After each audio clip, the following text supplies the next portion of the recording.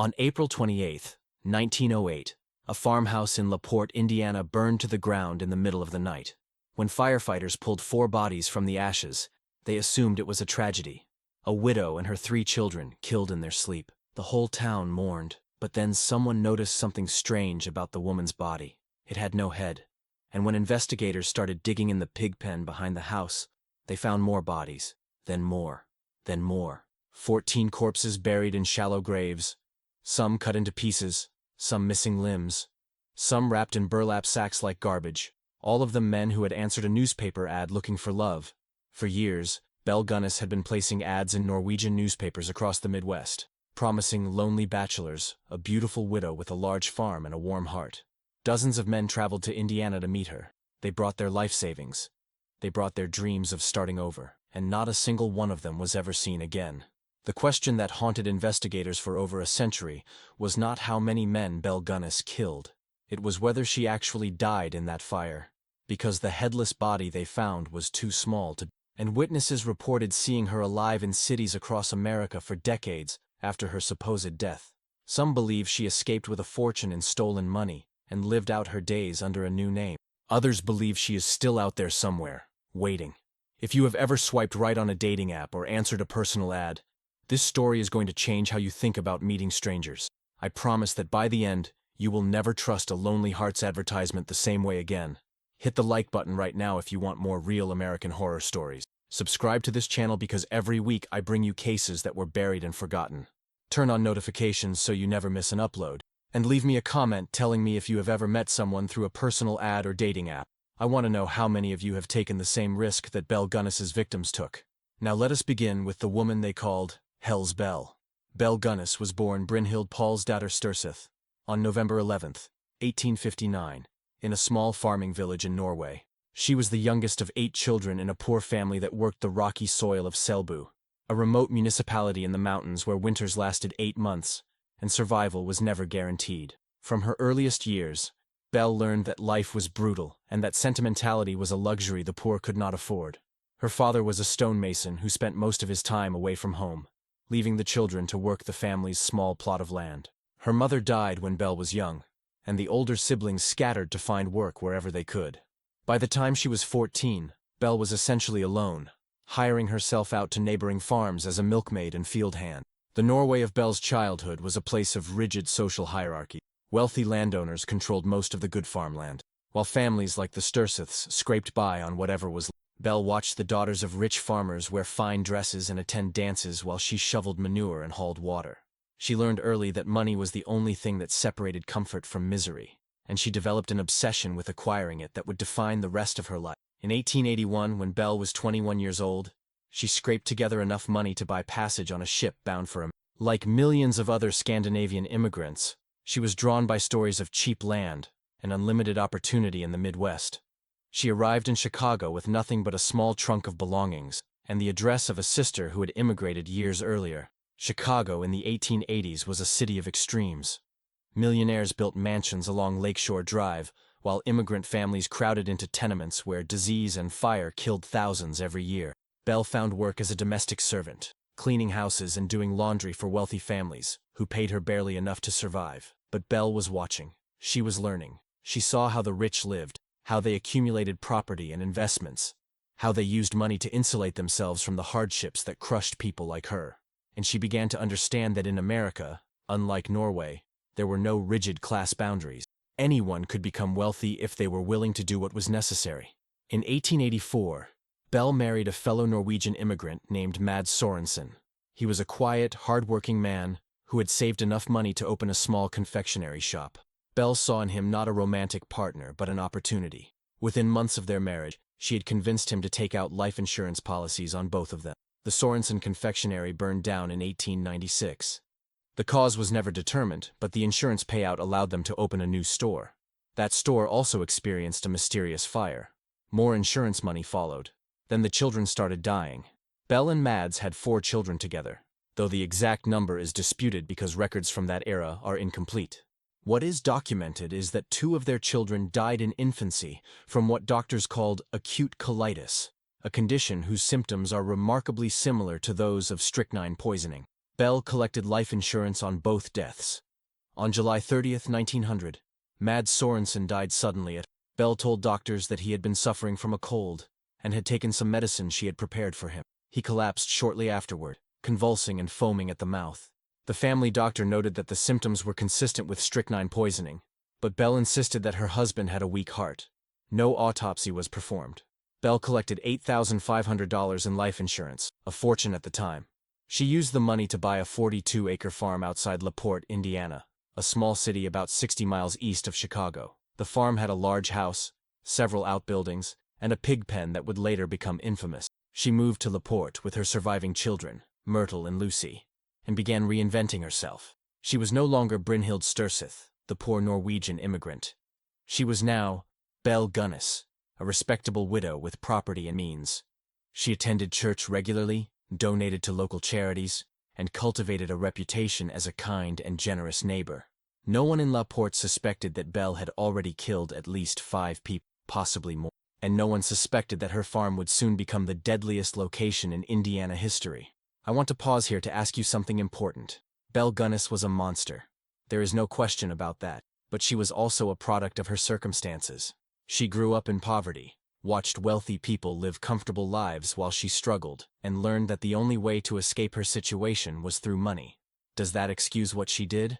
Absolutely not. But does it help explain how an ordinary immigrant became one of America's most prolific serial killers? I think it does. Leave me a comment telling me what you think.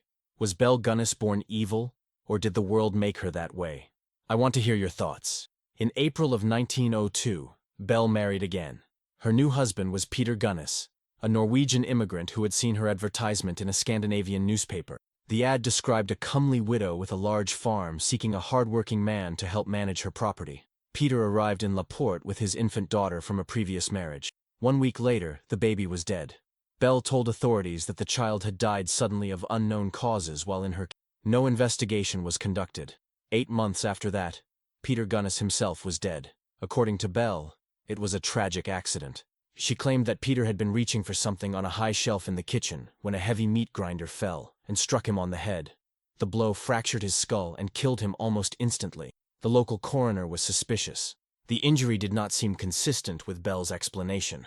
How could a meat grinder fall with enough force to crush a man's skull? And why was Belle so composed, almost cheerful, in the days following her husband's death? A coroner's jury was convened to investigate, but they ultimately ruled the death accidental. There was no evidence of foul play, and Belle was a respected member of the community. She collected $3,000 in life insurance and continued living on the farm as if nothing had happened. But something had changed in Belle after Peter's death. She stopped attending church as regularly. She fired her farmhands and began hiring new workers who came from far away and had no connections to the local community. And she started placing more advertisements in Norwegian-language newspapers across the Midwest. The ads were always similar. A comely widow who owns a large farm in one of the finest districts in LaPorte County, Indiana, desires to make the acquaintance of a gentleman equally well provided, with view of joining fortunes. No replies by letter considered unless sender is willing to follow answer with personal visit. Triflers need not apply. The ads were carefully crafted to attract a specific type of victim. Belle wanted men who were lonely, who had money, and who were willing to travel to Indiana without telling anyone where they were going. She wanted men who would not be missed. And they came. Dozens of them. Maybe hundreds. Men from Minnesota, Wisconsin, South Dakota, Illinois. Men who had saved their entire lives for a chance at happiness. Men who packed their bags, withdrew their savings, and boarded trains bound for LaPorte, Indiana, never to be seen again. The farmhand who worked for Belle during these years was a man named Ray Lamphere. He was in love with her, or at least obsessed with her, and he watched as a steady stream of men arrived at the farm and then disappeared. Lamphere later told investigators that he had confronted Belle about the missing men. He asked her what happened to them, why they came and never left. Belle smiled at him and said nothing. But Lamphere noticed things. He noticed that Belle often asked him to dig holes in the pig pen, holes that she said were for planting. He noticed that she bought large quantities of quicite, a chemical used to accelerate decomposition. And he noticed that the pigs on Belle's farm were always well fed, even during months when she did not seem to buy much feed. Lamphere kept his suspicions to himself. He was afraid of Belle, afraid of what she might do to him if he talked, but he also could not stay away from her. When she eventually fired him and replaced him with a new farmhand, Lamphere became enraged. He started making threats, telling anyone who would listen that Belle Gunness was a murderer, and that he had. Belle responded by going to the local sheriff and reporting that Lamphere was harassing her. She told the sheriff that she feared for her life, that Lamphere had threatened to burn down her house and kill her children. She even visited her lawyer and drew up a new will, telling him that she believed someone was going to murder her soon. On the night of April 27, 1908, Belle's farmhouse caught fire. By morning, the building was nothing but ashes. The discovery of what lay beneath Belle Gunness's farm began with a grievance and ended with a nightmare. In early May of 1908, a man named Azel Helgelian arrived in LaPorte from South Dakota. He was looking for his brother, Andrew, who had traveled to Indiana 3 months earlier to meet a widow he had been corresponding with. Andrew had brought his life savings, nearly $3,000, and had written to his family that he planned to marry Belle Gunness and live on her farm forever. Then the letters stopped. Andrew Helgelian had not written to his family in weeks, and he had not responded to any of their attempts to contact. Azel had heard about the fire at the Gunness farm and had come to find out what happened to his brother. When Azel arrived at the sheriff's office, he brought a stack of letters that Andrew had received from Belle before his disappearance. The letters were disturbing. In them, Belle urged Andrew to come to Indiana immediately, to bring all his money, and to tell no one about his plans. "My heart beats in wild rapture for you, one letter. Come prepared to stay forever." Azel demanded that the sheriff search the Gunness property for his brother's body. The sheriff was reluctant. Belle Gunness had been a respected member of the community, and the investigation into the fire had already concluded that she and her children had died accidentally. But Azel was persistent, and eventually the sheriff agreed to let him search the farm himself. Azel walked the property with Joe Maxon, the farmhand who had escaped the fire. Maxon pointed out areas where Belle had asked him to dig in the weeks before her death. Azel noticed that the ground in the pig pen was uneven, with several soft depressions that looked like they had been recently filled. He started digging. Within minutes, his shovel struck something wrapped in burlap. It was the dismembered body of his brother. Andrew Helgelian had been cut into pieces with surgical precision. His arms and legs had been removed at the joints, and his torso had been wrapped in oilcloth and buried in a shallow grave. The method of killing was not immediately apparent, but investigators later determined that most of Belle's victims had been poisoned with strychnine or chloroform before being dismembered. The discovery of Andrew's body triggered a full-scale excavation of the Gunness property. Over the next several weeks, investigators found the remains of at least 11 more people buried in the pig pen, the chicken yard, and the surrounding fields. Some bodies were relatively intact. Others had been reduced to fragments of bone mixed with quicklite. The heads of several victims were never found. Among the identified victims was Jenny Olson, Belle's own foster daughter. Jenny had lived with the Gunness family for years before suddenly disappearing in 1906. Belle had told neighbors that Jenny had gone to California to attend college. In reality, Belle had murdered her and buried her body in the pig pen alongside her other victim. As news of the discoveries spread, people from across the Midwest began arriving in LaPorte with photographs of missing relatives. Brothers looking for brothers, wives looking for husbands, parents looking for sons who had left home to answer a newspaper advertisement and had never been heard from again. The actual number of Belle Gunness's victims has never been determined. Investigators recovered the remains of at least 14 people from her property, but many more were reported missing under circumstances that suggested they had visited the farm. Some historians estimate that Belle may have killed as many as 40 people over a 20-year period, making her one of the most prolific serial killers in American history. But the most disturbing question was not how many people Belle had killed, it was whether she was actually dead. The body found in the basement of the burned farmhouse had been identified as Belle based on its location, and the fact that it was found alongside the bodies of her 3 children. But there was a problem. The body had no head. Without a head, positive identification was impossible.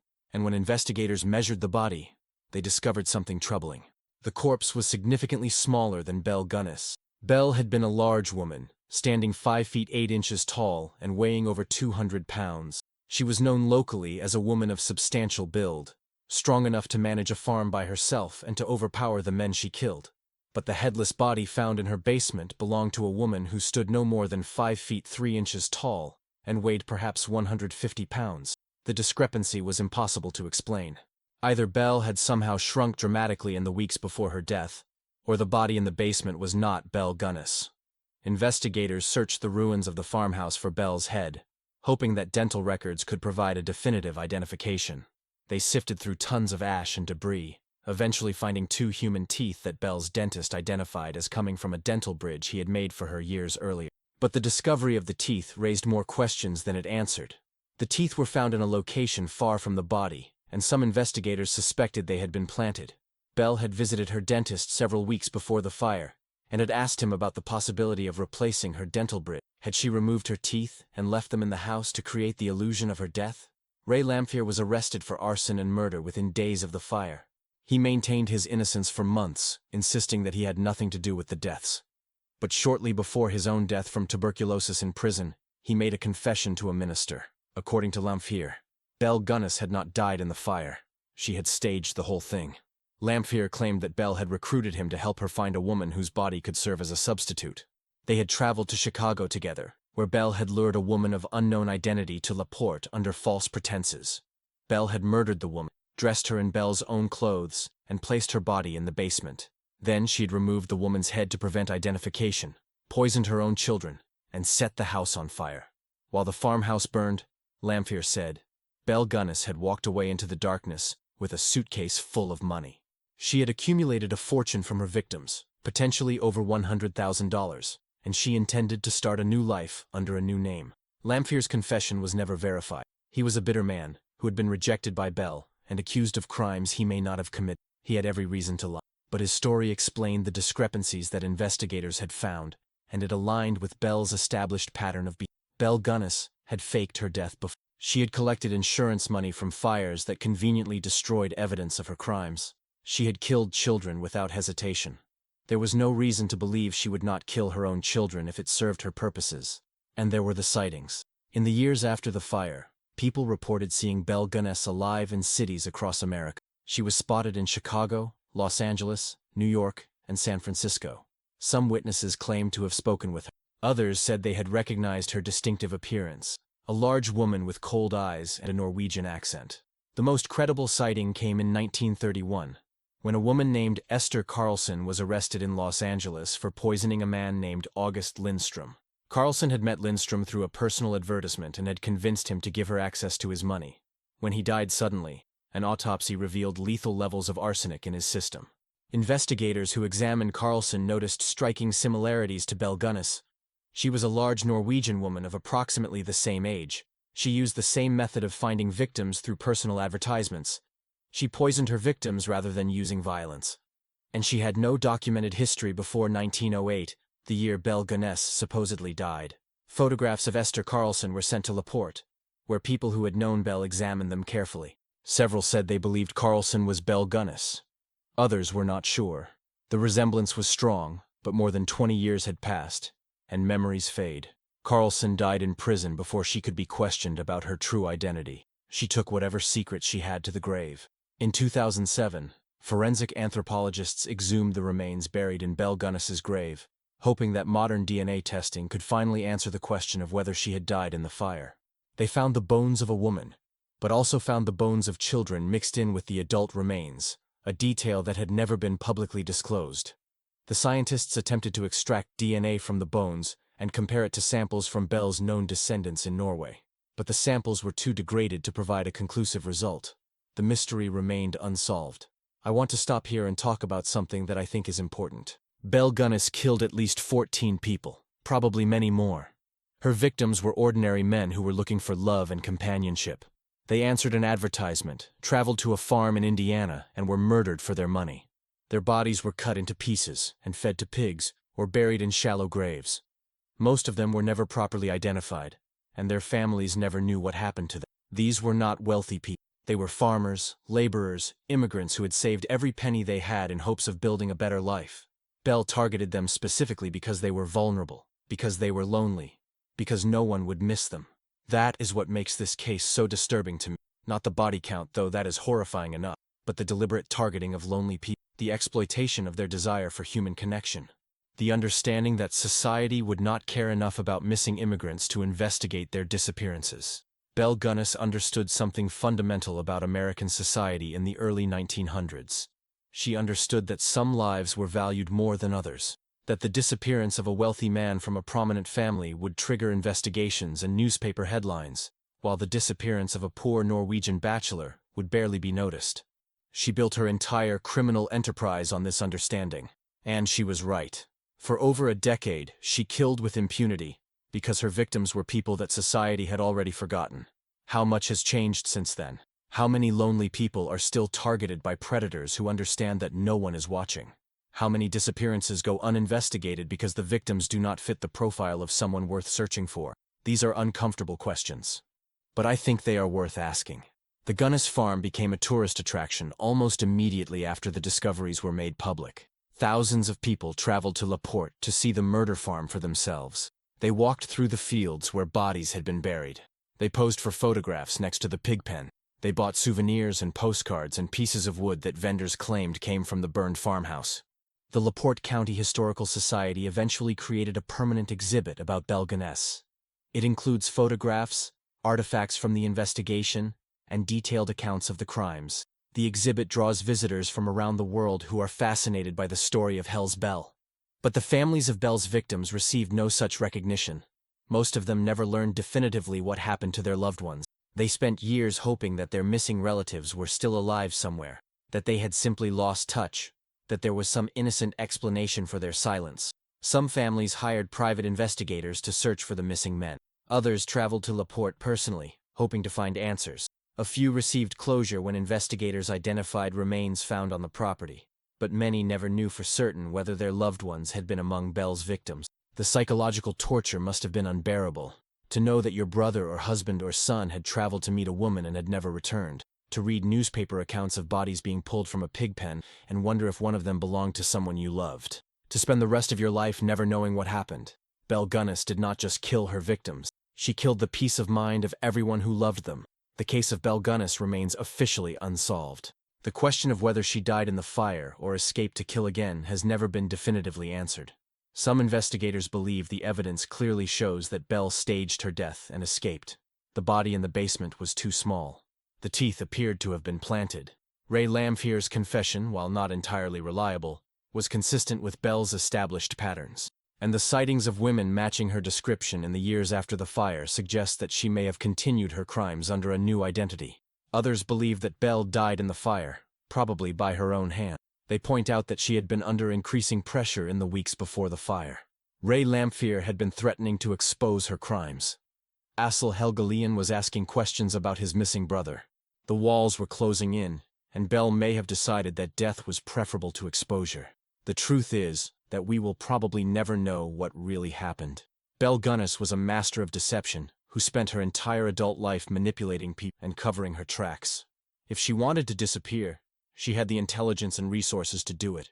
And if she wanted to die on her own terms, she had the ruthlessness to take her own children with her. What we do know is that Belle Gunnis was one of the most prolific serial killers in American history.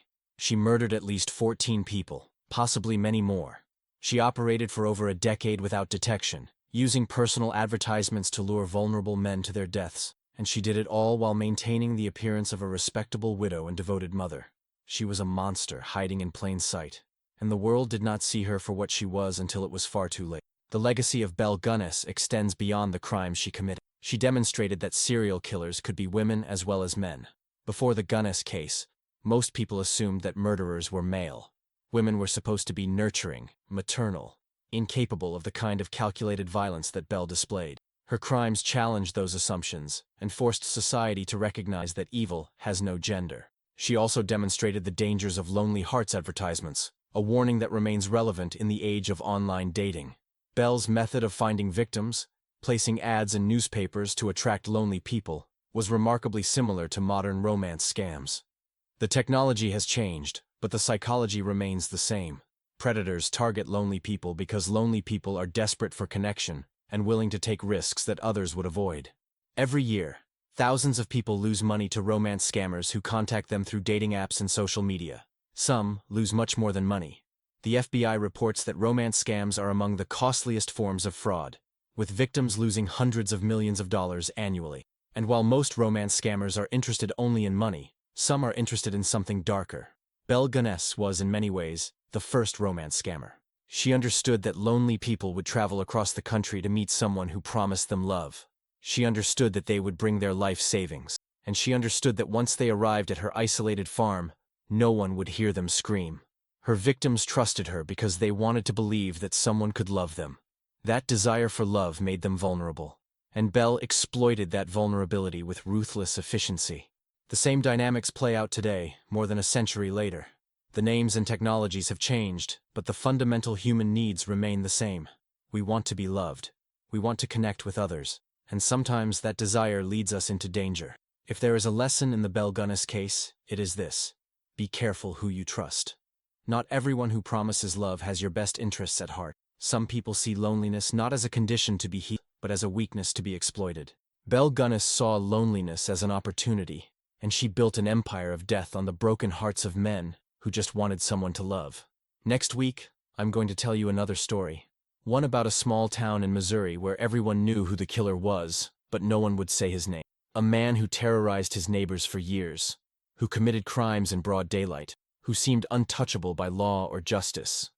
Until one summer day in 1981, when the entire town decided they had finally had enough. 46 people watched as Ken McElroy was shot to death in his truck on the main street of Skidmore, and not a single one of them could identify the shooter. Subscribe and turn on notifications so you do not miss it. Before I go, I want to leave you with one final thought. Belle Gunness's farm still exists. The land where she buried her victims is still there, outside Porte, Indiana. The original buildings are gone, but the ground remains, and some locals believe that not all of Belle's victims have been found. In the early 1900s, investigators stopped digging after they found 14 bodies. They did not have the resources or technology to excavate the entire property. They focused on the areas where the ground looked disturbed and ignored the rest. Modern ground-penetrating radar could potentially identify additional burial sites on the property. DNA testing could help identify victims whose remains were never matched to missing persons reports. There may be families today who still do not know what happened to their great-grandfathers or great-uncles, who still carry photographs of men who disappeared over a century ago. The technology exists to answer these questions, but so far, no one has undertaken a comprehensive modern investigation of the Gunness property. The land is privately owned, and the current owners have shown little interest in digging up their yard to search for century-old corpses. Maybe that is for the best. Maybe some graves should remain undisturbed. Maybe the dead deserve to rest in peace, even if that peace was stolen from them. Or maybe the families of Belle's unknown victims deserve to finally know what happened to their loved ones. Maybe the names of the forgotten dead should be spoken aloud, even after all these years. Maybe we owe it to them to keep searching, keep asking questions, keep refusing to let their stories be lost to history. I do not know the right answer, but I know that somewhere beneath the soil of Porte, Indiana, there are bones that have never been found. Bones of men who traveled to a farm looking for love and found only death. Bones of men whose names we will never know, whose stories we will never hear, whose lives were stolen by a woman the newspapers called Hell's Belle. They deserve to be remembered. Even if we do not know who they were, take care of yourselves. Be careful who you trust. And if someone ever asks you to travel to a remote location to meet them for the first time, bringing all your money and telling no one where you are going, remember the men who answered Belle Gunness's advertisements. Remember what happened to them, and make a different choice. The murder farm is quiet now. The pigs are gone. The farmhouse is ashes. But the ground remembers what was buried there. And somewhere, maybe, Belle Gunness is still watching, still waiting, still hungry for the next lonely heart who makes the mistake of trusting a stranger. See you next week. Stay safe, and never stop asking questions, even when the answers are buried deep underground. But before I go, there is something else I need to tell you. Something I discovered during my research that has never been widely reported. In 1973, a construction crew was excavating land for a new housing development about 2 miles from the original Gunness farm. During the dig, they uncovered human remains. The bones were old, possibly decades old, and they showed signs of having been dismembered. Local police investigated, but were unable to identify the remains or determine how they got there. The case was eventually closed as unsolved, and the bones were reburied in a local cemetery without a name on the grave. At the time, no one connected the discovery to Belle Gunness. The Gunness case was considered ancient history by 1973, and most people assumed that all of her victims had been found during the original excavation in 1908. But I found something in the archives of the LaPorte County Historical Society that made me reconsider. In 1906, 2 years before the fire, Belle Gunness had purchased a small plot of land about 2 miles from her main farm. The purchase was recorded in county records, but it was never mentioned during the investigation into her crimes. Investigators focused on the main property, where the bodies were being found, and apparently never thought to search other land that Belle might have owned. The location of that plot of land corresponds almost exactly to the location where the construction crew found remains in 1973. I am not saying this proves anything. The remains found in '73 were never subjected to modern forensic analysis, and they may have no connection to Belle Gunness at all. But the coincidence is troubling. How many other properties did Belle own that were never searched? How many other bodies are out there, buried on land that has never been excavated?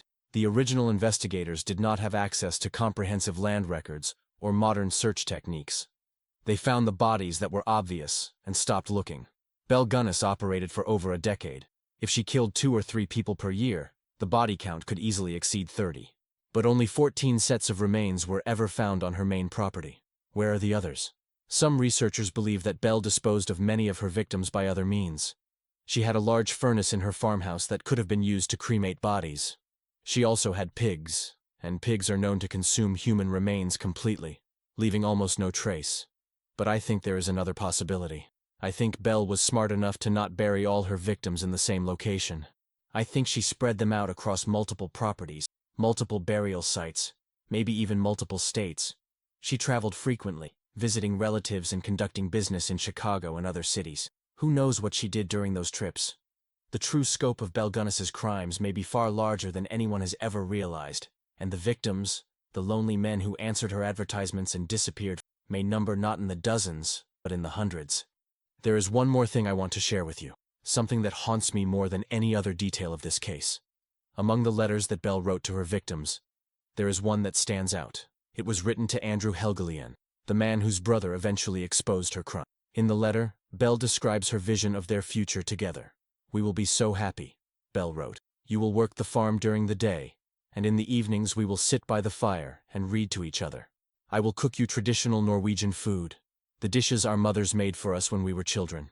We will grow old together on this beautiful land, surrounded by peace and prosperity. Come to me, my Andrew. Come prepared to stay forever." Andrew Helgelien read that letter and believed every word. He packed his belongings, withdrew his life savings, and traveled to Indiana to start his new life with the woman who loved him. Within weeks of his arrival, he was dead. His body was cut into pieces and buried in a pig pen. Belle Gunness wrote similar letters to dozens of men. She described a beautiful future that would never exist. She made them believe that they had finally found someone who understood them, someone who would love them unconditionally, and then she killed them. The cruelty of it is almost incomprehensible. Not just the murders themselves, but the emotional manipulation that preceded them. Belle did not just take these men's lives. She took their hope. She took their dreams. She took their belief that happiness was possible. She made them feel loved in the final weeks of their lives. And then she showed them what that love was really worth. I think that is the most disturbing thing about Belle Gunness. Not the body count, not the dismemberments, not the pig pen full of corpses, but the deliberate, calculated destruction of hope, the weaponization of loneliness, the understanding that the deepest human need, the need to be loved, could be turned into the deadliest vulnerability. Belle Gunness understood something about human nature that most of us prefer not to acknowledge. She understood that we are all desperate for connection, that we will believe almost anything if it means we do not have to be alone, that our hearts can override our judgment in ways that put us in mortal danger. She used that understanding to kill at least 14 people. And somewhere out there, someone else is using the same understanding right now. I want to tell you about something that happened in 2008. A team of forensic anthropologists from the University of Indianapolis conducted a new investigation of the Gunness case.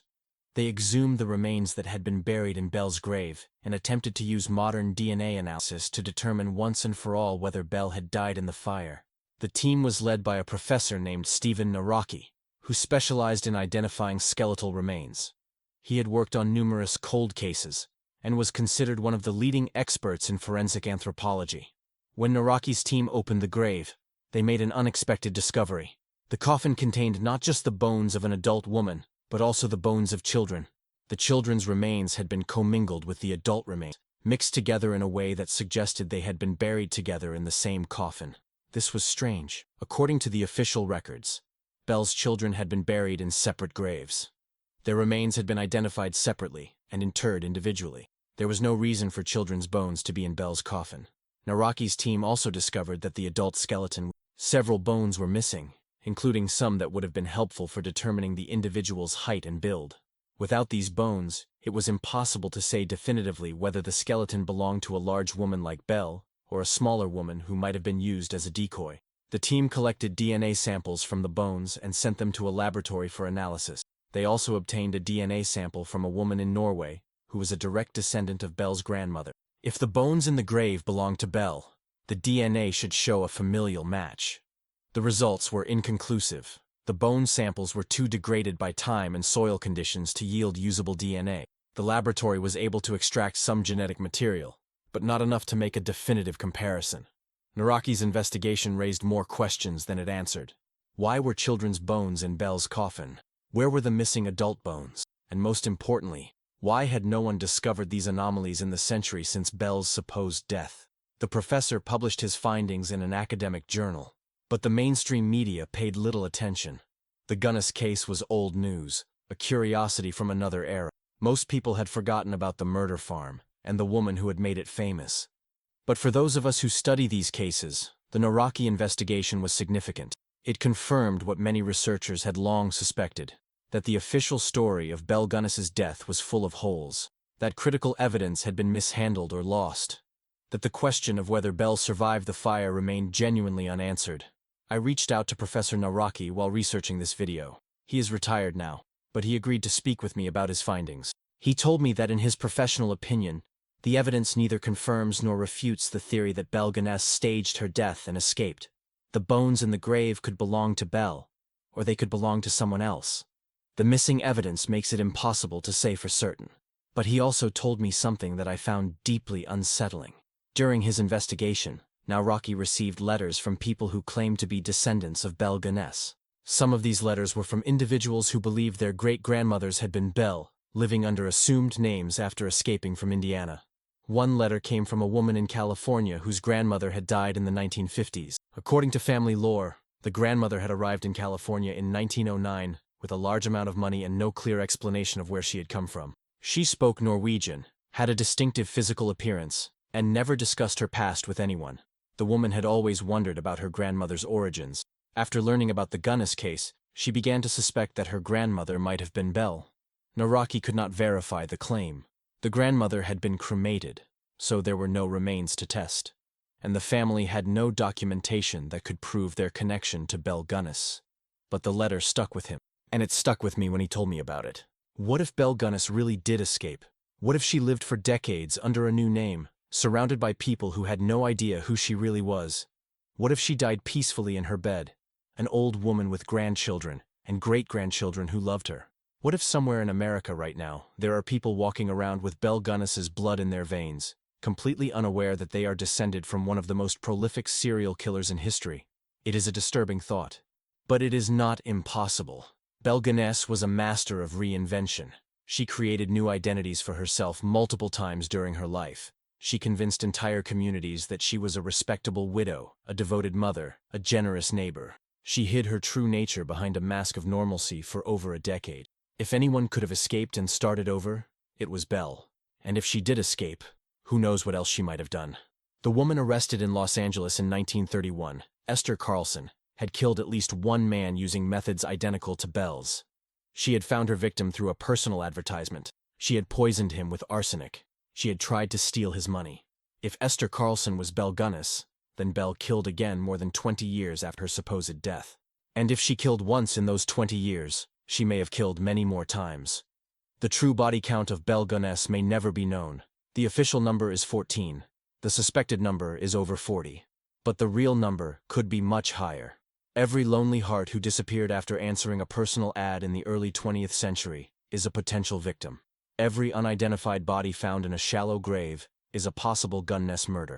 Every cold case from that era could be connected to a woman who was supposedly dead, but who may have been very much alive. Belle Gunness was not just a serial killer. She was a template, a model for how to find vulnerable victims and exploit them. A demonstration that it was possible to kill repeatedly without detection as long as you chose your victims carefully. Other killers have followed her example. Romance scammers, black widows, lonely hearts murderers. They all owe a debt to Belle Gunness, whether they know it or not. And the victims keep coming. Every year, people lose their lives to predators who promise love and deliver death. The names change, the technology evolves, but the fundamental pattern remains the same. Loneliness is dangerous. Trust can be fatal. And somewhere out there, right now, someone is reading a message from a stranger who promises them everything they have ever wanted. Some of them will meet that stranger and find genuine love. Others will meet that stranger and never be seen again. Belle Gunness showed us that we cannot always tell the difference, and that is perhaps the most terrifying lesson of all. Thank you for watching until the end. Thank you for remembering the victims whose names we know and the victims whose names we will never know. Thank you for being part of this community that refuses to let these stories be forgotten. Next week, Skidmore, Missouri. The town bully who terrorized his neighbors for years. The 46 witnesses who watched him die. And the shooter that nobody could identify. Subscribe now. Turn on notifications. And remember, be careful who you trust. The next Belle Gunness might be closer than you think. See you next week. Stay safe. And never stop asking questions. The dead are counting on us to remember them. Even when the world wants to forget. There is one last thing I want to share with you. In 2019, I traveled to LaPorte, Indiana, to see the location of the Gunness farm for myself. I wanted to stand on the ground where Belle had buried her victims. I wanted to understand what it felt like to be in that place. The farm itself is gone. The land has been subdivided and developed over the past century. Houses now stand where Belle once planted her victims in shallow graves. Children play in yards that may contain bones that were never found. But there is a marker, a small historical sign on the side of the road that tells visitors they are near the site of the infamous murder farm. Most people drive past without notice. A few stop to take photographs. I stopped and got out of my car. I stood on the side of the road and looked at the land where Belle Gunness had committed her crimes. It looked ordinary. Green grass, trees, houses in the distance. There was nothing to indicate that this had once been a place of horror. No monument to the victims. No memorial. Just ordinary suburban landscape stretching toward the horizon. I thought about the men who had traveled to this place more than a century ago. Men who had saved their money for years. Men who had dreamed of finding love. Men who had believed that a beautiful widow in Indiana could give them the happiness they had been searching for. They had stood on this same ground. They had breathed this same air. And then they had died, alone and afraid, killed by someone they trusted. I thought about their families, the brothers and sisters and parents who never knew what happened, the letters that went unanswered, the hopes that slowly turned to despair as the months passed with no word. I thought about how many of them are still out there. Descendants of Belle's victims who carry the trauma in their blood without even families who still tell stories about the great uncle who disappeared more than a century ago, who went to Indiana to meet a woman and was never heard from again. They deserve answers. They deserve to know what happened to their loved ones. They deserve to see justice done, even if it is a century too late. But justice will never come for the victims of Belle Gunness. The killer is long dead. Whether she died in the fire or decades later, the witnesses are gone. The evidence has crumbled to dust. All we can do now is remember. Remember the names of those we know. Remember that there were others whose names we will never know. Remember that they were human beings who deserved better than they got. And remember that the same thing is happening today. Right now, somewhere in the world, someone is being lured by a predator who promises love. Right now, someone is trusting a stranger because they are desperate not to be alone. Right now, someone is making the same mistake that Belle Gunness's victims made more than a century ago. We cannot save the dead. But maybe, by telling their stories, we can save the living. Maybe someone watching this video will think twice before traveling to meet a stranger. Maybe someone will recognize the warning signs of a romance scam. Maybe someone will trust their instincts when something feels wrong. If even one person makes a different choice because of this story, then the victims of Belle Gunness will not have died entirely in vain. Their deaths can save others. Their suffering can prevent future suffering. Their memory can be a warning that echoes across the centuries. That is why I tell these stories. Not to glorify killers or sensationalize violence, but to shine a light into the darkness, to expose the patterns that predators use, to arm potential victims with knowledge that might save their lives. Belle Gunness was a monster, but she was also a teacher. She showed us how serial killers think. She showed us how they select their victims. She showed us how they hide in plain sight. If we learn those lessons, we can protect ourselves. If we ignore them, we become the next victims. The choice is ours. Thank you for choosing to learn. Thank you for choosing to remember. Thank you for choosing to carry these stories forward. The victims of Belle Gunness are counting on you. Do not let them down. Until next week, stay vigilant, stay safe, and never ever trust a stranger who promises you everything, because sometimes everything comes with a price, and that price is your life.